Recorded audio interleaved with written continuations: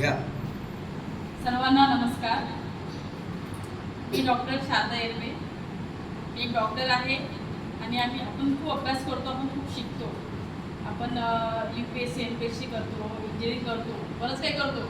पण अभिनय असं एक क्षेत्र आहे की याच्यासुद्धा शिकायचं असते, याच्यासुद्धा डिग्री कोर्सेस असतात. हे मला आत्ता नव्याने माहीत झालं.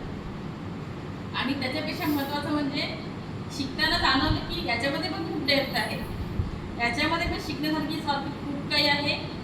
याच्यामध्ये खूप सराव रियाज लागतो आणि जर पॅशनेट असेल कोणी तर त्याला नक्कीच याच्यामध्ये जायला पाहिजे, कारण सर्व काही पैसा नसतो.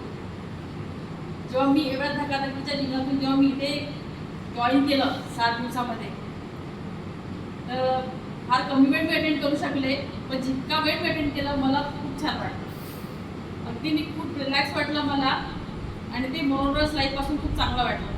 आणि मला असं वाटतं की जे लोक या क्षेत्रामध्ये आहेत ते खरंच खूप एन्जॉय करत असतील आयुष्यात. अभिनय ज्यांना आवडतो, जे करतात ते खरंच खूप एन्जॉय करत असतील असं माझं स्पष्ट मत आहे.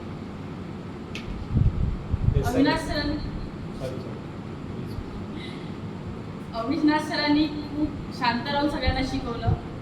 मला वाटत नाही इतक्यांदा तर आमचे प्रोफेसर आम्हाला शिकवत नाही, लगेच ओरडतील काय म्हणजे तुम्हाला एवढं सुद्धा येत नाही का. पण अविनाश सरांनी ओरडणं सुद्धा त्यांनी ॲक्टिंग करून दाखवलं आम्हाला. ते आम्हाला डायरेक्ट ओरडले नाही, ते सर्वात गमतीचा पार्ट होता की त्यांनी दाखवलं नाही आम्हाला. आणि जे काही बोलले ते ॲक्टिंग करून बोलले.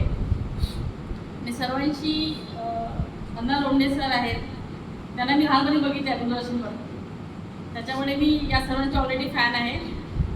म्हणजे एक असं जवळच राहतं वाटलं की अण्णा सर पण आहे, ते बरं वाटलं.